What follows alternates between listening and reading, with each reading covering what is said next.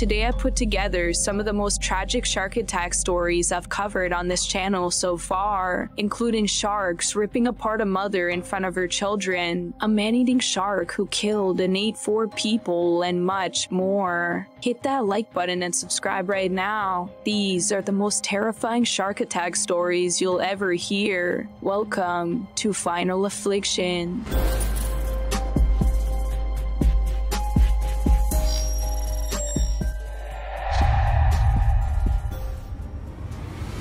Sharks are one of the most misunderstood animals on Earth. Not only are they awe-inspiring predators, but they play a vital role in the health of our oceans. But when it comes to a shark species that gives it such a terrifying name, none can argue that the ferocious bull shark takes the cake regarding savagery and unpredictability. Bull sharks are considered to be the most aggressive type of shark towards humans. Many experts say this is due to their short temper and ability to travel up rivers. Other experts attribute their hazardous nature to the simple fact that they typically hunt in areas where seeing clearly is difficult, such as murky waters. They reside worldwide in shallow, warm waters and have been recorded to go into freshwater rivers quite frequently. Although bull sharks may appear to be dwarfed by their cousins, the great whites, who are considered to be significantly larger, stronger, and faster than bull sharks, the latter's invasive behavior of living close to human populations near beaches make them far more dangerous. Furthermore, bull sharks are generally much more aggressive in nature, thus increasing the odds of an encounter with a bull shark quickly turning deadly. Bull sharks are known to be voracious eaters and will consume almost any type of food. While their diet mainly revolves around fish, they're everything but shy about preying on bigger game such as dolphins and sea turtles. They'll even attack other sharks. These predators are always active as well, hunting both day and night. However, sharks in general are not mindless killing machines, contrary to popular beliefs and pop culture norms. In fact, they are relatively shy, reclusive creatures that spend most of their time cruising the ocean's waters in search of food.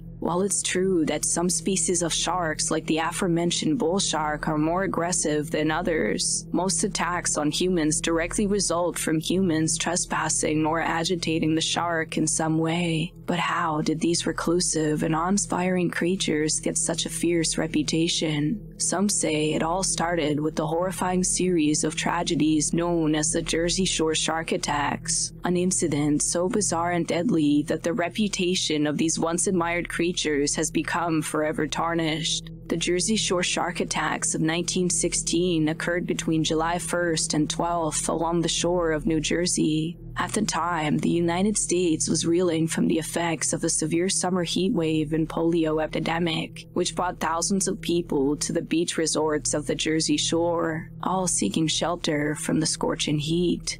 With so many bystanders gathering so close to an area with many reported shark sightings, it was only a matter of time before horror ensued. The first large-scale attack was on Saturday, July 1st at Beach Haven. This is a resort that is located on Long Beach Island, which is off the southern coast of New Jersey. Charles Upton Vincent, who was 28 and originally from Philadelphia, was vacationing with his family at the Angleside Hotel when the attack occurred. Vincent went for a swim in the Atlantic with his dog before dinner. However, shortly after entering the water, Vincent began shouting. At first, swimmers believed he was calling to the dog on the beach, but soon realized that a shark was actually biting his legs. He was pulled out by a lifeguard and a bystander who volunteered to help him. The two later claimed that a vicious shark followed them as they pulled Vincent to the shore. Vincent's left thigh was so mutilated, bystanders could visibly see parts of his bones sticking out. The shark had literally stripped his flesh clean off his bones. Nonetheless, he would go on to survive this horrifying ordeal, later succumbing to his injuries and bleeding to death at around 6:45 p.m. After the first incident in Beach Haven, scientists and press were reluctant to blame the death on Charles Vincent on a shark.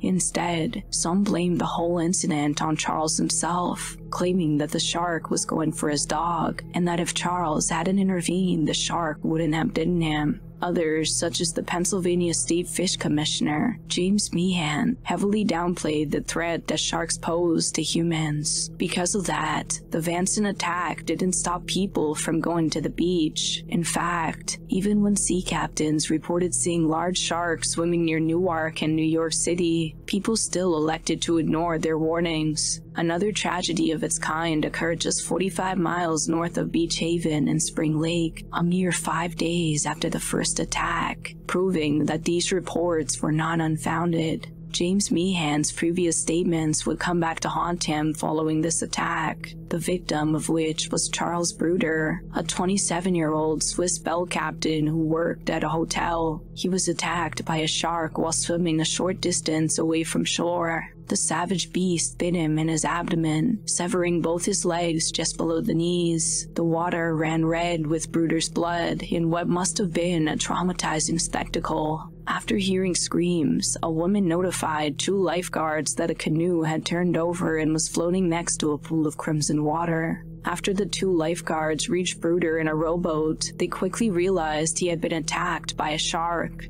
As they were pulling him out of the water, he sadly died of blood loss before they could make it. It was reported that the beach echoed with screams and wailings of horrified onlookers, with some fainting or panicking at the mere sight of his mangled body. This time, the story was gaining front-page coverage on prominent newspapers, such as the Boston Herald, the Washington Post, Chicago Sun-Times, and the Philadelphia Inquirer. Scientists were yet again called upon to answer the public's concerns in an attempt to diffuse its panic. A press conference was held where said scientists theorized that the odds of a third attack happening are extremely low. Shockingly, 2 other major assaults took place afterward, both at Matawan Creek, close to Keyport, where it's been long presumed that Matawan's unique location, 30 miles north of Spring Lake and inland from the Raritan Bay, made it unlikely for intersections between sharks and humans to occur. As a result, when a local sea captain, Thomas Cottrell, spotted an 8-foot-long shark in the creek, the town disregarded him.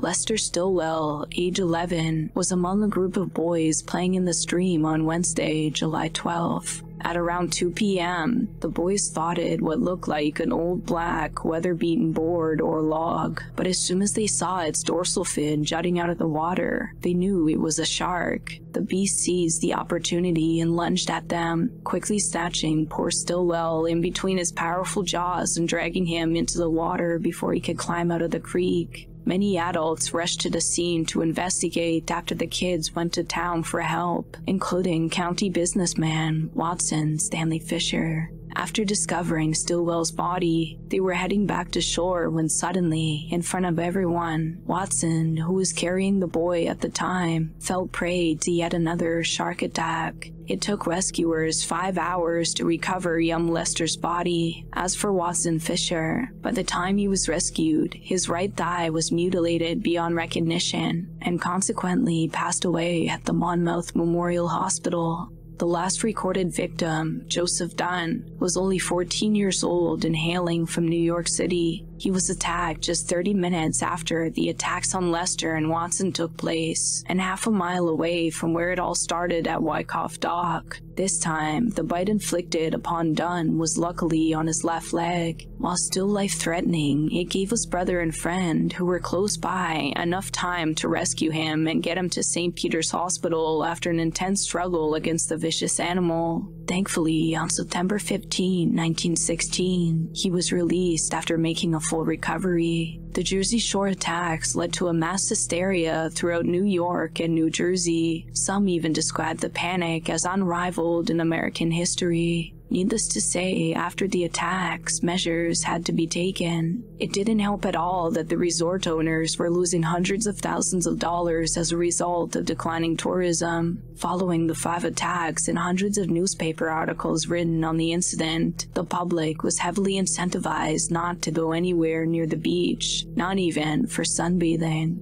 In the face of the public outcry, shark hunts became common along the coasts of New Jersey and New York. Governor James Fairman Fielder of New Jersey proposed a plan that would award individuals for every shark they killed, leading to what is now known as the largest-scale animal hunt in history. On July 14, only 2 days after the final attack at Matawan Creek, fisherman Michael Slizer caught a 7.5-foot, 325-pound shark while fishing nearby in Raritan Bay. The shark had attacked the boat and was sinking it before Slizer killed it with a broken oar. When he cut open the shark's belly, he found what he called a suspicious, fleshy material along with some bones that weighed 15 pounds. Scientists later identified the shark as a young great white, and the ingested remains were found to be human. No further attacks were reported along Jersey Shore in the summer of 1916 after this, prompting known experts to declare that Slizer's great white shark was the one and only Jersey man eater. However, in 2002, some experts speculated that the long-presumed perpetrator of such attacks, the great white shark, may not be guilty of as many assaults as commonly believed.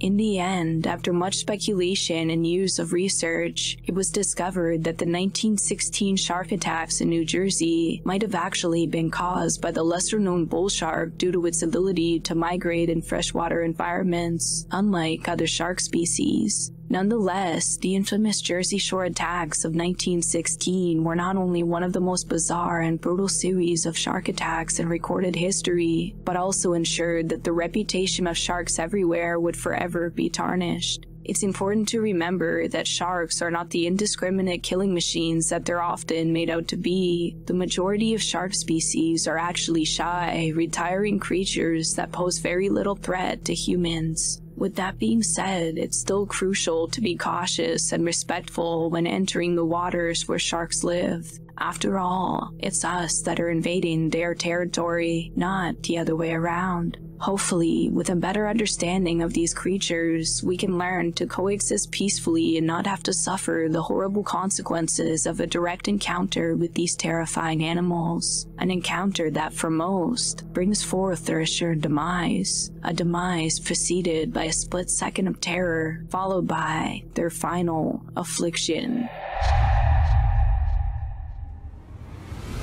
The following story not only showcases the power of human resilience and perseverance in the face of unfathomable tragedy, but also highlights the highly unpredictable nature of sharks and how far we are yet to come before we begin to understand their complex and mysterious behavior. On October 14, 1972, 3 men by the names of Brett Gilliam, Rod Temple, and Robbie McKelvin were on a scientific expedition to recover samples for a research project being conducted at Cane Bay on the island of St. Croix's North Shore. Gilliam described the area as having some of the best wall diving locations in the Eastern Caribbean. Even the drop-off was fairly easy, requiring no long boat trip.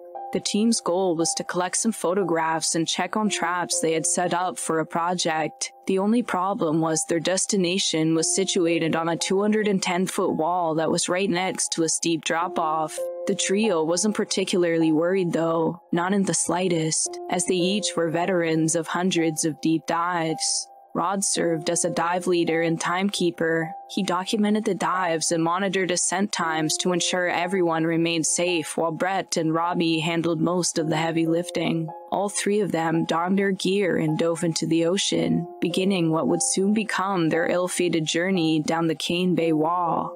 After reaching their destination, Brett and Robbie got to work while Rod scanned his surroundings. As he was looking around, Rod caught a glimpse of something truly terrifying. It was the sight of 2 white-tipped sharks off in the distance, one 12 feet long and the other marginally bigger. The oceanic white-tipped shark is a truly terrifying creature that mainly inhabits tropical and warm temperate seas. It is most notable for its long, white-tipped, rounded fins. According to recent studies, the species is becoming less common as a result of strong demand for its enormous fins, which constitute the main component of shark fin soup. It favors eating gastropods, crabs, birds, stingrays, sea turtles, and threadfin. However, this hunter will pretty much eat anything, humans included. The Though slow-moving, oceanic white-tip sharks are without question highly dangerous to humans. They are especially known to frequently attack survivors of ships and plane wrecks at sea, and are suspected to be responsible for several unrecorded human fatalities. To give you an idea of how vicious it is, the white-tip was the major species involved in what many people consider to be one of the worst mass shark attacks ever documented, ripping and mauling many of the USS Indianapolis's surviving crew after it was blown up back in 1945. It's estimated that the white-tip sharks are responsible for up to 150 deaths in that single incident alone.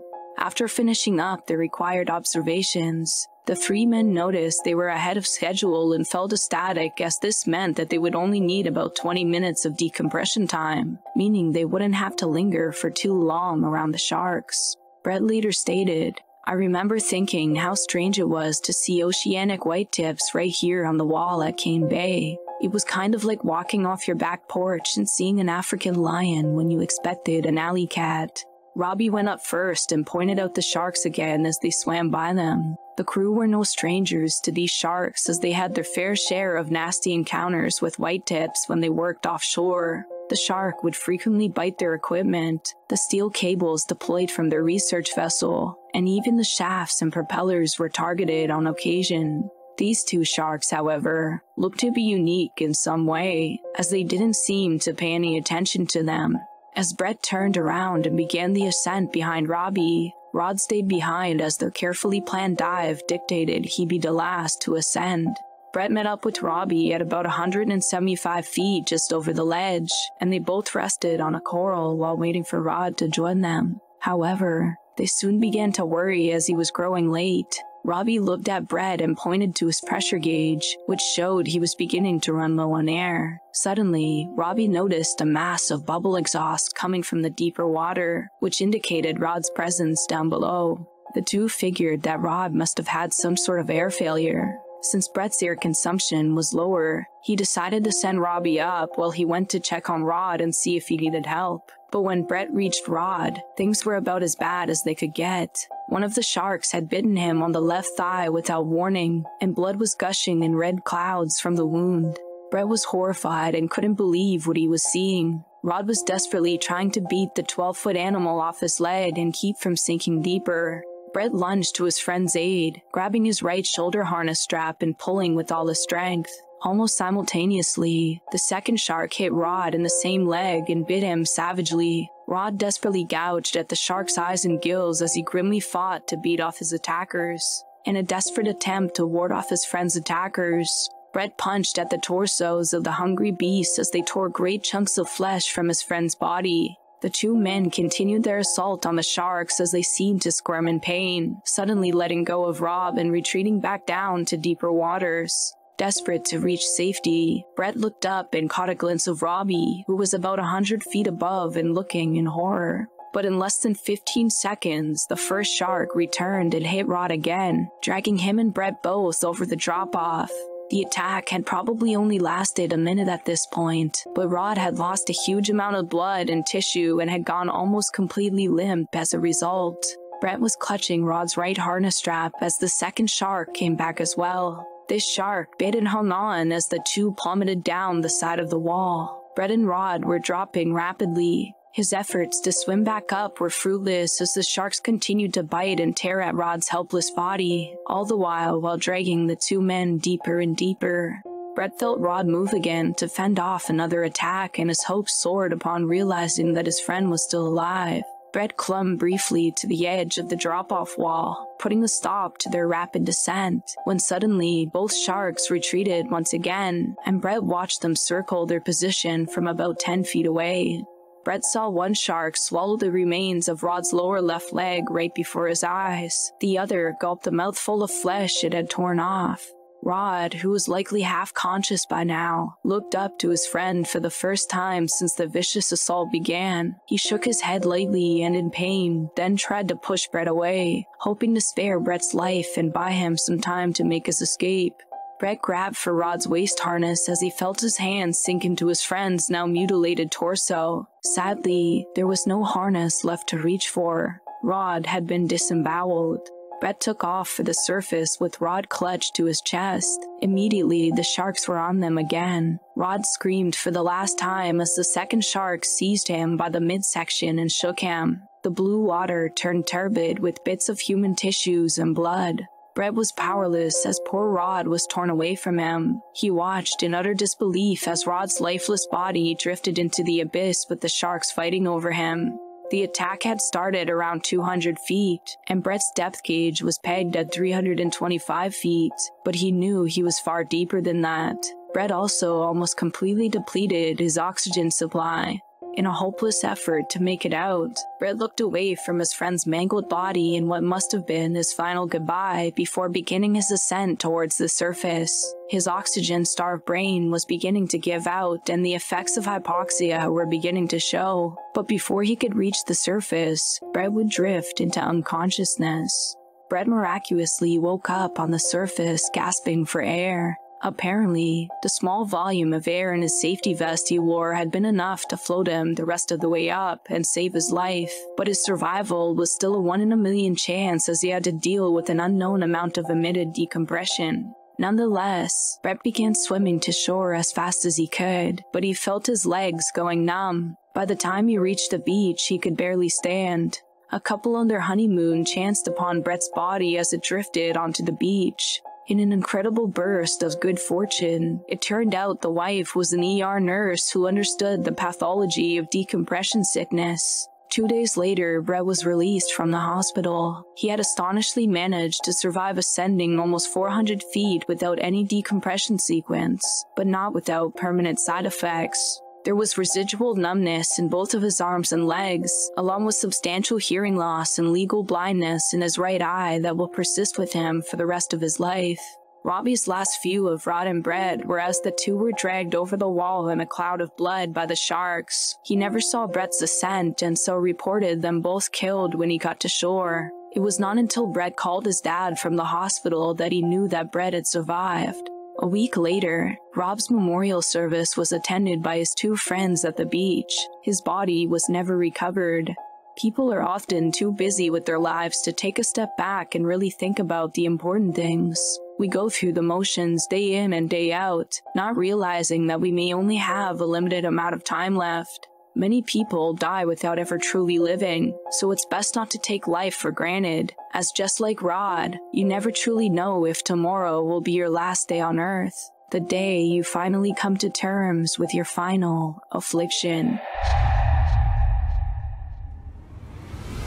The following is the deadliest shark attack in recorded history. The terrifying ordeal of this event is the true story behind the 2010 movie The Reef, which remains one of the most intense and hair-raising shark attack films ever created by Hollywood. It was 1983 and 27-year-old Ray Boundy was living his best life out in the scenic tropical city of Townsville, Australia. Captain of a long trawler boat, he was recognized as a capable and experienced sailor despite his young age. On July 22nd, he and his crew were making preparations for a shrimp fishing journey on the North Australian coast. He was accompanied by his second captain, 23-year-old Dennis Murphy, and his girlfriend, 21-year-old Linda Horton. They were aware of a particular region of water between Townsville and the Great Barrier Reef, famed for being a great fishing spot year-round. Ray intended on staying a few more weeks just to capitalize on this area that had calm water,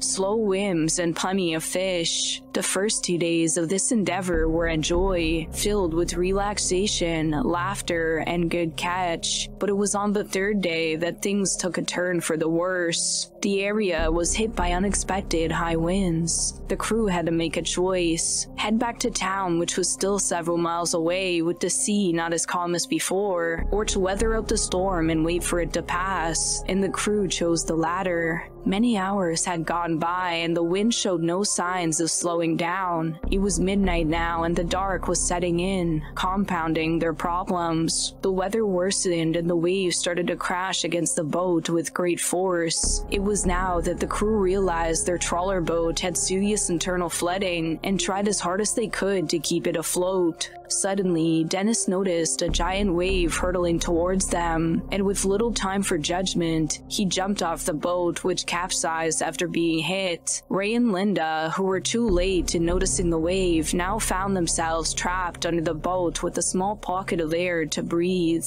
The two quickly planned on getting out of this predicament by swimming far under the bottom of the capsized boat and then coming back up from the other side. After resurfacing, the two noticed Dennis not far away and quickly regrouped. The trio started assessing what options they now had, stuck in the middle of the water with a capsized and drowning boat, which was their only solid ground to stand on between miles of water in every direction. In their distress and confusion, a few hours passed. Ray calculated where they were based on their coordinates. He realized that they were at least 95 kilometers from Townsville and 45 kilometers from the closest coral islands. It was obvious that swimming all the way to either side was extremely difficult, but the group quickly realized they didn't have much of a choice. The sinking ship would soon disappear, and they only had a few minutes to salvage some things from it before it went down. They wasted no time gathering things from the shipwreck, tied them together with ropes, and got a surfboard to act as a support in turbulent water. It was a flimsy, makeshift solution, but it was all they had for the 45-kilometer journey to the islands, and without it, they would surely drown. With no access to drinking water, bearing the scorching heat of daytime, and the grueling physical exertion of constant swimming made them breathless, thirsty, and drained of energy. But they knew the only way was either forward or eventually down into the water. These were prime fishing waters, and this meant that humans weren't the only ones looking to catch them. Sharks were a regular visitor to this area, and encounters with curious sharks was a dangerously real possibility. An entire day of swimming had passed, and the crew were still at least 30 kilometers from land. Night was now setting in, and the dark quickly engulfed their sight yet again. Then there was some commotion in the water, and it wasn't any of the crew. The trio froze and tried not to make any sudden movements. They saw a fin in the water, not far from where they were. It was a shark. They didn't know what else to do but remain still, afloat, and quiet, in hopes that it swims away after a casual encounter. Dennis and Linda were visibly frightened. Their heartbeats were racing, and they couldn't control the fear and adrenaline rush. Ray tried to comfort them by whispering how rare shark attacks were, and that the curious sharks usually leave humans alone if left unprovoked. At this point, their makeshift life raft had now broken up, and each of them was now in possession of a small piece that was keeping them afloat. Tiger sharks are the second largest after great whites. Their size and jaw strength make them one of the most formidable marine predators in the ocean. They can weigh up to 2,000 pounds, and both their lower and upper jaws have inward-facing teeth, allowing for them to grip and chew off anything or anyone unlucky enough to get in their grip. All of a sudden, Ray felt the touch of the enormous shark beneath him, but there was little Ray could do. It was soon after that the shark circled back and bit him on his knee. Ray kicked it with as much force as he could muster, which made the shark relent and swim off. But the shark had now tasted blood, and they knew it was coming back. Panic had now set in, and no one was quiet anymore. All three were now screaming and splashing in the water, desperate to get away from the shark. They were trying frantically to scare it off, but to no avail. Every time they heard a splash back in the distance, they'd turn their heads anticipating to see the shark swimming towards them. They'd occasionally dip their heads underneath the water to try to spot the shark, but the pitch-dark waters favored the shark and put the hopeless crew at a stark disadvantage. It broke the water once again, then just as swiftly disappeared back under. Suddenly, Dennis let out a loud scream in agony. "It's got my leg! The bastard's got my leg!" Ray shouted from afar, imploring Dennis to try kicking it again, but it didn't work as well as it did last time. But now the shark had come to feast, and was unwilling to relent or let go of Dennis. Ray and Linda looked on in horror, completely helpless as Dennis got pulled under and above the water several times before finally letting go. He was incapacitated and in extreme pain. The water surrounding him was a pool of blood, and it was obvious that he was losing it fast. As Ray and Linda swam up to him, it became clear that Dennis was missing an entire leg, and the profuse bleeding would soon render him unconscious. They tried to use a piece of cloth as a tourniquet in an attempt to stop the blood loss, but it wasn't long before the shark reappeared, not sparing them even a few minutes of peace. Dennis now realized that he could not be saved, and it was best to let himself become the shark's bait to buy Linda and Ray enough time to escape. Dennis shouted at them to leave without him, and so they started swimming in the opposite direction. There was little time to process the emotion or the gravity of Dennis's sacrifice. All they knew in the moment was that they had to get to safety. They turned around and looked at Dennis one last time, just in time to witness him being finally pulled under, never to be seen again. Linda, unable to hold back her emotions, lets out cries of helplessness. Ray offered her momentary comfort, but it was clear they had no option but to sustain a steady pace toward the island.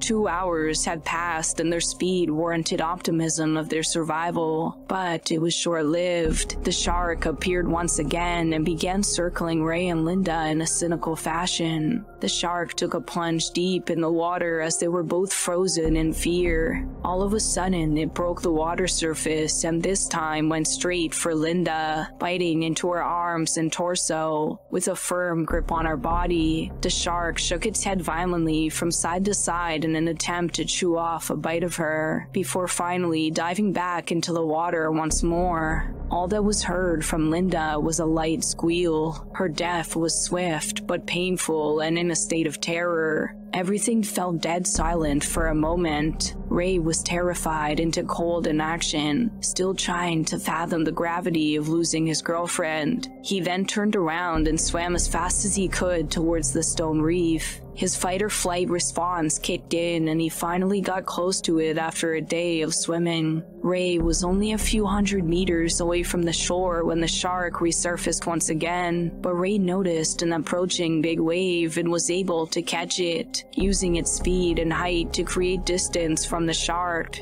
Exhausted and severely traumatized, he finally let his emotions go and started to process what had just happened. 27-year-old Ray was discovered the next day at 10 a.m. by an Australian Air Force rescue chopper that had been searching for the crew since they went missing after the storm. Ray went on to become captain and sailor to more boats and lived his life as a fisherman. He was never able to fully recover from this intense psychological trauma from this nightmare incident, and for long suffered anxiety and PTSD after those grueling 36 hours in the summer of 1983, the day he lost his girlfriend and best friend, and narrowly escaped his own final affliction.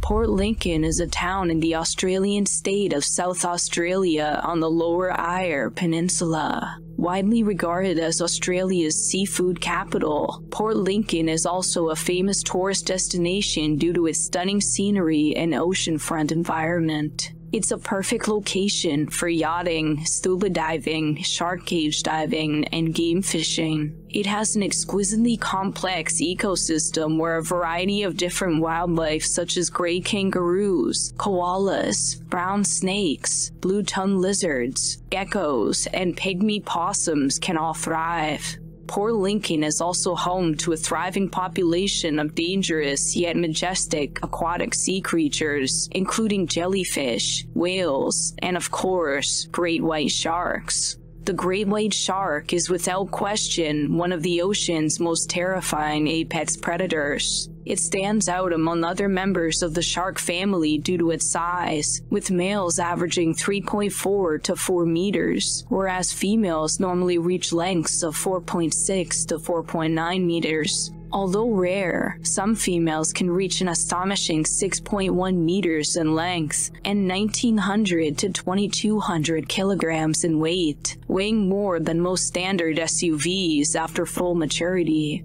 With jaws that can deliver a devastating bite force of 4,000 psi while also featuring 7 rows of gnashing teeth, the great white is armed with over 300 individual razor-sharp blades, which when combined with the insanely powerful bite force, makes it easily capable of tearing a full-grown human in half within seconds. The shark's bullet-shaped body is designed primarily for speed, easily reaching upwards of 35 miles or 50 kilometers per hour. Despite its reputation as a mindless killing machine, it's the belief of leading scientists that the great white shark is in fact a highly intelligent, highly inquisitive predator. Its primary prey, seals and dolphins, are very clever animals, and the shark has evolved a sophisticated brain in order to sneak up and outsmart them. Few can think of a more terrifying scenario than being stranded in the middle of the ocean, floating atop the dark blue waters when suddenly you are ambushed by the horrifying sight of a large gray fin circling around you. Tragically, what may be regarded as a nightmare for some people became a reality for Shirley Durdin and her family. 33-year-old Shirley was a housewife who lived alongside her husband Barry, along with their 4 children in an Australian town known as Karku. Ever since they got married, the couple dreamed of one day abandoning the boring old farm life and living by the beach. So when Barry told her he'd finally managed to secure a home for them near Port Lincoln Beach, Anne was overwhelmed with joy. After settling in, the couple spared no effort in enjoying their new home and would spend many days relaxing by the beach, sunbathing, fishing, and scuba diving. Life seemed perfect for the couple, and they couldn't be happier. But one day, a friend of Barry's, Keith Coventry, came over on a visit and asked the couple if they'd like to go scuba diving in search of fresh scallops while the kids played by the beach. The couple, who were no strangers to scuba diving, couldn't resist the temptation of yet another exciting day in their personal paradise. So, they readied their diving equipment and set off towards Peak Bay. On March 3rd, 1985, the trio reached their destination and began putting on their diving gear, informing the kids they'd be gone for a while. Not wanting to waste any time, the 3 adults went into the 7-foot-deep waters and began scouring for scallops. As they were busy looking for the delicious delicacy, a dark figure was watching from the shadowy waters. A gigantic, bloodthirsty great white shark, estimated to be about 20 feet in length. Full-grown great whites rarely, if ever, venture close to shallow waters, so the trio didn't feel the need to watch their backs or be attentive, as they knew the odds of a shark encounter is astronomically low. And even if they did encounter a shark attacks are not only extremely rare, with about 400 of them occurring each year worldwide, but only a fraction of them actually end in a fatality. Furthermore, most recorded bite incidents occur in low-visibility waters or in other settings that impair the shark's senses, as the species more often than not appears to dislike the taste of humans. According to studies, they can detect whether or not an object is worth preying upon in one bite. Humans are, for the most part, too bony for the shark's liking. Great whites tend to favor seals because they are plump and high in protein. Rather than fatal organ loss or complete ingestion, shark attack fatalities are often the result of blood loss after the initial bite. Between 1990 and 2011, there were 139 unprovoked great white shark attacks, and only 29 of them were fatal. What Shirley and the 2 men didn't know, however, was that this shark was extremely desperate and likely starving for a meal, as no shark would normally venture into waters as shallow as the waters they were in. After filling up their bags with fresh scallops, Barry and Keith made their way to the beach where the kids were playing. Shirley, on the other hand, was too busy admiring the gorgeous underwater scenery to notice the looming threat behind her.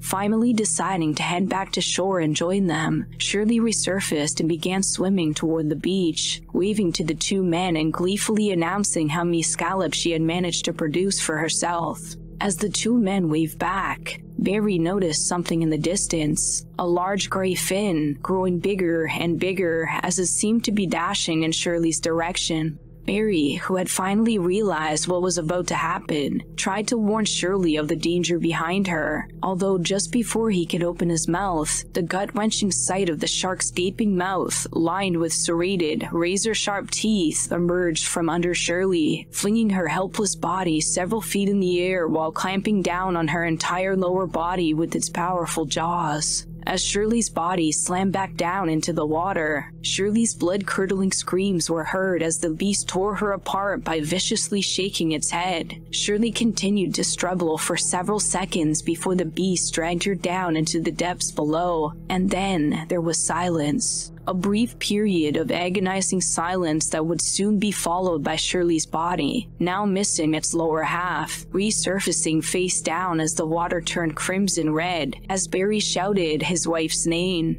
Shirley's 4 children, alongside Barry, who was in a frozen trance throughout the whole ordeal, watched in horror as the great beast had just torn apart their mother. Depending on the severity of the injury, the human body can survive without its lower half for up to 6 minutes, so it's not unlikely that Shirley was still alive after the shark let her go. Although the shock from the agonizing pain she must have endured likely helped her fall into the state of unconsciousness, which is why she appeared to be completely lifeless after the initial attack. Barry, who was still in shock yet desperate to try anything to save his wife, began running to the shore, intent on rescuing her at all costs. But before he could even jump into the water, he was held back by Keith, who knew there was nothing that could be done.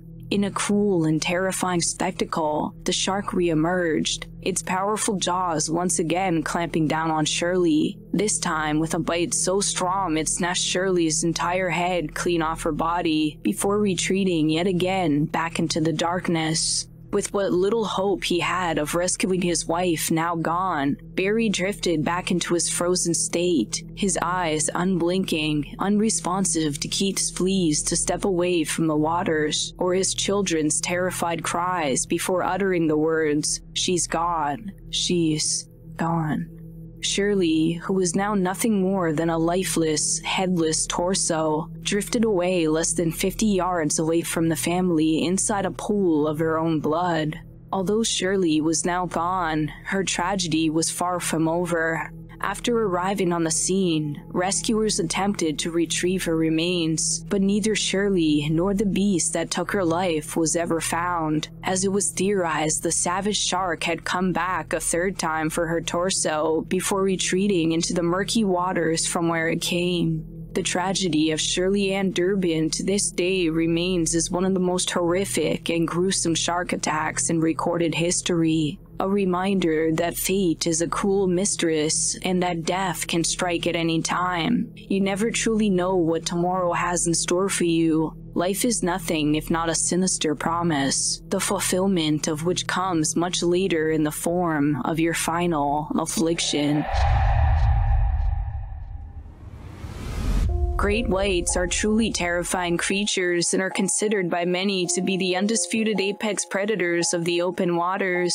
Naturally, they're regarded as some of the best hunters in the animal kingdom, thanks in large to their ability to detect blood up to 5 kilometers away. Their torpedo-shaped body also give them the speed and power they need to swim up to 57 kilometers an hour, which they use to quickly ambush and take down unsuspecting prey with surprising force. Adult great white sharks have a lifespan of 30 years, a maximum length of around 20 feet, and can weigh up to 6,600 pounds on average. The largest recorded great white is thought to be 7 meters or 23 feet long and weighing 2.5 tons. Great whites also sport razor-sharp teeth that can grow more than 6.5 inches long. They are known to be opportunistic predators, which means they take advantage of whatever opportunity for food comes their way. Their diet consists of anything from the ocean's surface all the way down to the sea floor. And as a great white grows in size, so does the range and type of prey they go after. Smaller great whites will typically eat fish, rays, and crustaceans, but when they get larger, their diet also starts to include creatures like seals,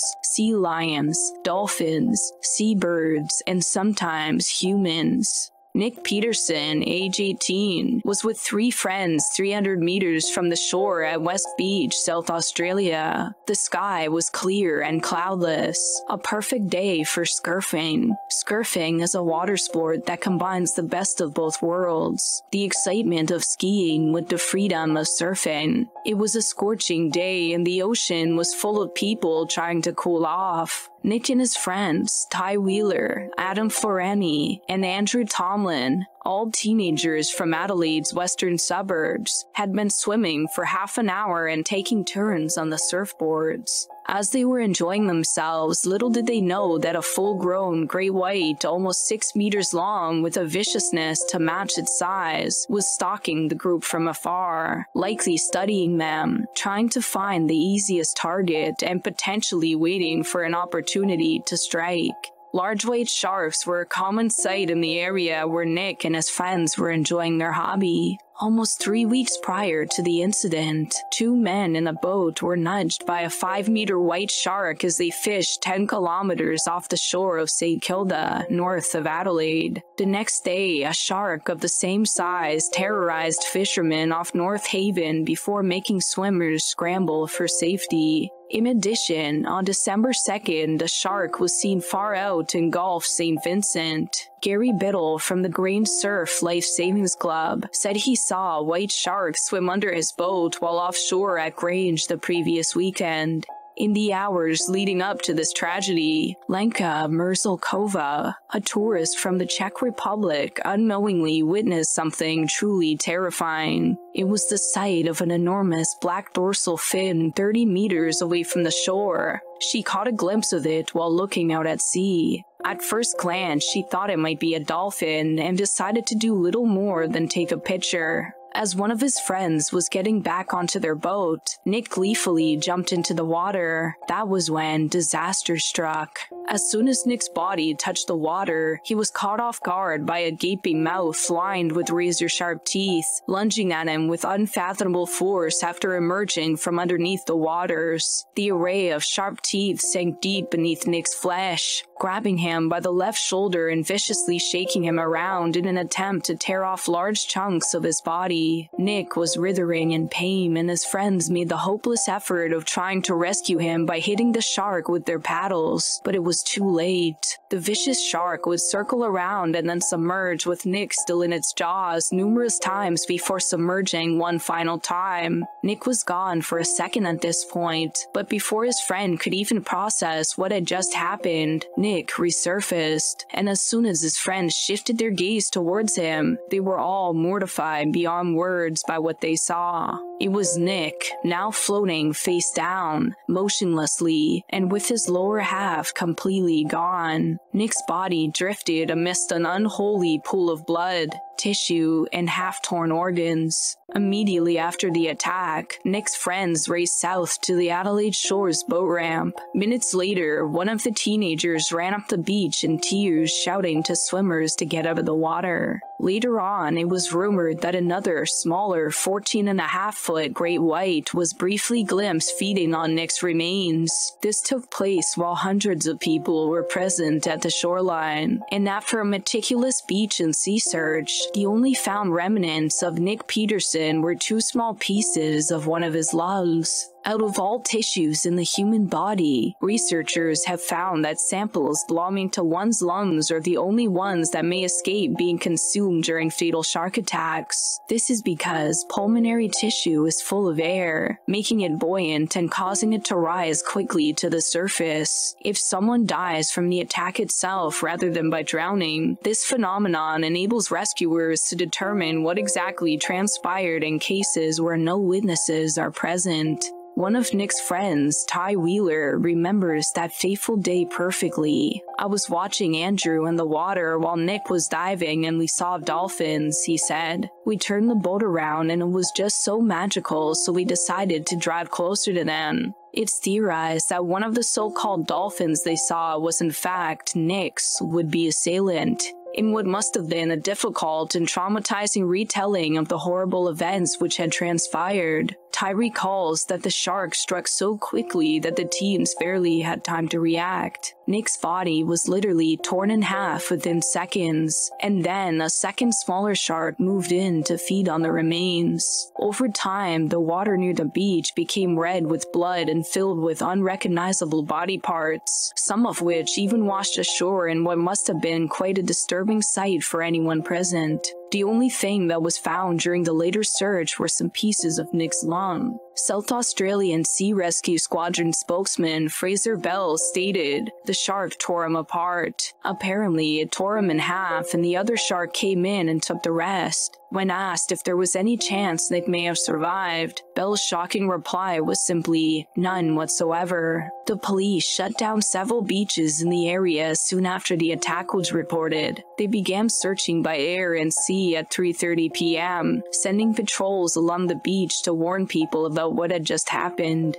As previously stated, it was thought that two white sharks had carried out the attack together. These sharks were reported to be approximately 4.5 meters and 5 meters long, respectively. However, further investigation showed that only a single 5 to 6 meter shark was involved in the attack. Local experts said it was likely the same shark that had been seen near Adelaide beaches in previous weeks. Although great white sharks are a protected species in Australia, officials still held a meeting on December 18 and decided that the specific shark responsible must be found and killed. On that very same day, Nick's parents, Philip and Leon Peterson, were interviewed at West Beach. "We don't advocate for the indiscriminate killing of any shark. They are to be admired, appreciated, and respected, and Nick knew that," said Philip Peterson.